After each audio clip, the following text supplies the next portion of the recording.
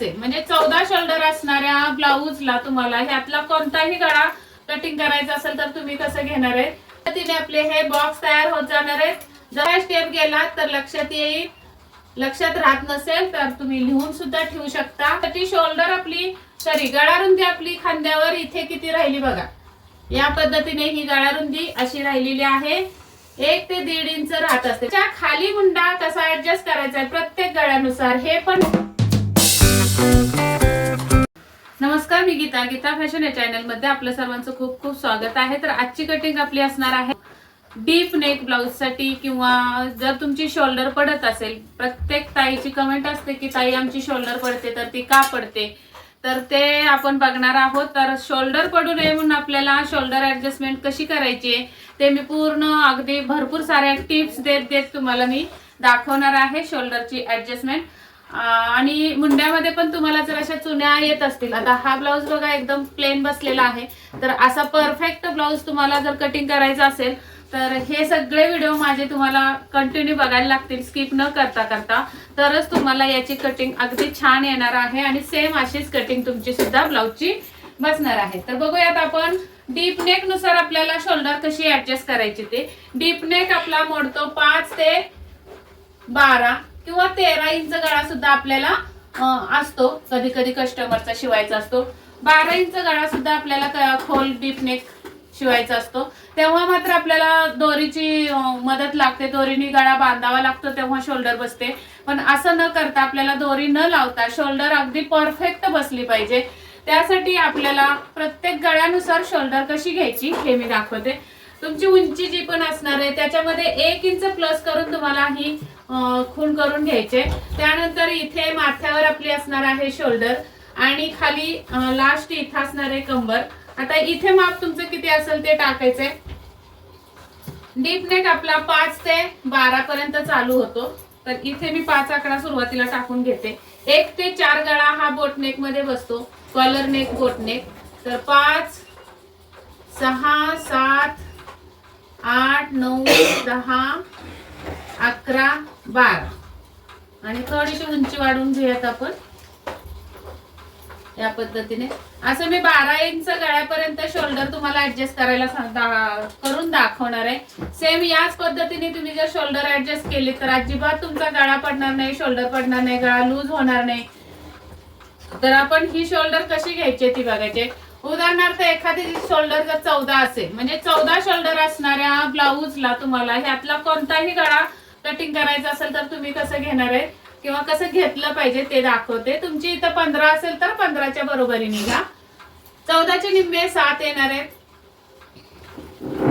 आता या 5 इंच गळ्यासाठी आपल्याला 7 मधून 1 इंच कमी करायचं, 7 मधून 1 इंच कमी करायचंय आणि तिथे आपल्याला शोल्डर टाकायचे। तर ही शोल्डर आपली येणार आहे 6 इंच, 7 मधून 1 इंच वजा केले तर 6 इंच ही आपली शोल्डर येणार आहे 5 इंच गळ्यासाठी। आणि मग तिथून पाठीमागे आपल्याला शोल्डर पट्टी 3 इंच गळ्यावर टाकायचे, इथे शोल्डरवर, आणि इथे सुद्धा गळा रुंदी तुम्ही 3 इंच किंवा 3.5 इंच देऊ शकता, तर मी 3 इंच देणार आहे। आणि मग हा बॉक्स तयार होणार आहे आणि इथे आपला हा गळ्याचा आकार येणार आहे। त्यानंतर 6 इंच गळ्यासाठी आता इथे मात्र आपल्याला पाठीवर प्रत्येक गळ्याला 3-3 इंच रुंदी द्यायची, तर लास्टला पण 3 इंच रुंदी देऊन घेते 12 वर आणि एक बॉक्स तयार करून घेऊया। हा बॉक्स तयार होणार आहे असाच स्ट्रेट लाईन मध्ये। आणि मग हा 11चा गळा, 10चा, 9चा, 8चा आणि 7चा। आता 6 इंच गळ्यासाठी तुम्हाला याच्यातून अजून अर्धा इंच कमी करायचे, म्हणजे काय की टोटल तुम्हाला याच्यातून पाव इंच, याच्यातून पाव इंच गळा शोल्डर कमी करायचे आणि मग याच्या पाठीमागे 3 इंच तुम्हाला टाकायचे। 6 इंच गळ्याला इथे येणार आहे, ही असा बॉक्स होणार आहे। नंतर 7 इंच गळ्यासाठी आता 7 आणि 8 इंच गळ्यासाठी टोटल शोल्डरच्या निम्म्यातून 1.5 इंच कमी करायचे, किती 1.5 इंच, आणि त्याच्या पाठीमागे 3 इंच शोल्डर पट्टी। आणि मग हा बॉक्स 7 इंच आणि 8 इंचापर्यंत मिळवून घेऊया। या पद्धतीने गळा सुद्धा बघा तुमचा इथे गळ्याची रुंदी सुद्धा कमी कमी होत चालली आहे. नंतर आपल्याला आता 8 इंच गळ्यापर्यंत झाले. 9 इंच गळ्यासाठी टोटल शोल्डरच्या निम्म्यातून इथून 2 करायचे आहेत, भागिले 7 येणार आहेत म्हणून इथे 7 घेतले आपण. तर या 7 इंचातून आपल्याला 1.25 इंच कमी करायचे. 1.25 तर पाव इंच अजून, आणि याच्या पाठीमागे 3 इंच शोल्डर पट्टी. तर अशी ही पाव इंच अजून रुंदी कमी झाली. ही रुंदी आपली मिळणार आहे 9 इंच गळ्याला. आणि 9 इंचाचा असा तयार होणार गळा. नंतर आपल्याला 10 इंच गळ्यासाठी शोल्डरच्या निम्म्यातून 2 इंच वजा करायचे. शोल्डरच्या निम्म्यातून 2 इंच. इथून पाठीमागे आपला आता हा 3 इंचाची शोल्डर पट्टी. या पद्धतीने आपले हे बॉक्स तयार होत जाणार आहेत.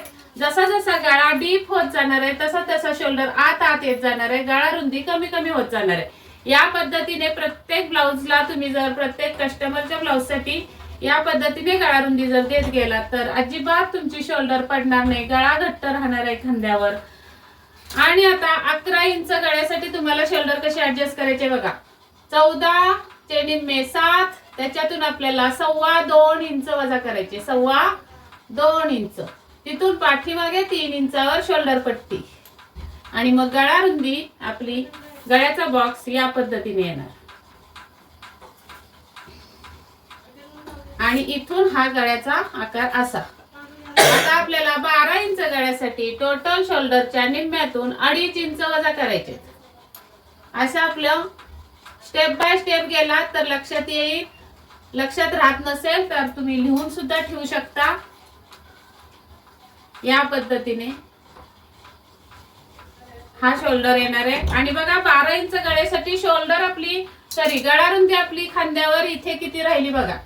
या पद्धतीने ही गळा रुंदी अशी राहिलेली आहे. 1 ते 1.5 इंच राहत असते. म्हणजे जर 7 मधून तुम्हाला वजा 2.5 इंच केले तर किती राहिले? 4.5. 4.5 ची शोल्डर राहिली. त्याच्यातून आपल्याला 3 इंच शोल्डर पट्टी ठेवली तर 1.5 इंचाचाच गळा रुंदी राहिलेली आहे इथे. आणि इथं मात्र आपल्याला पाठीवर 3 इंच गळा रुंदी ठेवायचे कमीत कमी. त्याच्या पुढे तुम्ही 3.25 पण ठेवू शकता, 3.5, 4.25 तुमच्या मर्जीनुसार इथे गळा रुंदी ठेवायचे. पण शोल्डर मात्र इथे तुम्हाला अशीच कमी कमी करत जायचंय. जसा जसा तुमचा गळा वाढणार आहे तशी तशी शोल्डर कमी होत जाणार आहे. आता या पद्धतीने तुम्ही फक्त शोल्डर टाकायचे. तर याच्या खाली मुंडा कसा ऍडजस्ट करायचा आहे प्रत्येक गळ्यानुसार हे पण तुम्हाला जर बघायचं असेल तर नक्की कमेंट करा मला की मुंड्याचाही व्हिडिओ टाका. तर नेक्स्ट व्हिडिओ आपण मुंड्यावर करूयात आणि तो अपलोड करून मी तुम्हाला दाखवते. चला तर मग हा व्हिडिओ आवडला असेल, फायद्याचा वाटला असेल तर लाईक करायला अजिबात विसरू नका. आणि भरपूर साऱ्या मैत्रिणींना ही अडचण येते शोल्डर पडण्यासाठी, तर प्रत्येकापर्यंत हा व्हिडिओ पोहोचावा म्हणून तुम्ही शेअर केला पाहिजे आणि लाईक सुद्धा केला पाहिजे व्हिडिओ.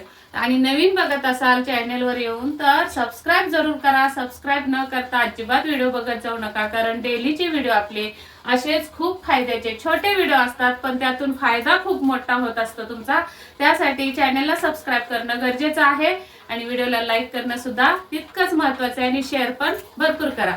चला तर मग भेटूयात उद्याच्या व्हिडिओमध्ये. तोपर्यंत स्वस्त राहा, मस्त राहा, काळजी घ्या. व्हिडिओ पूर्ण बघितल्याबद्दल धन्यवाद.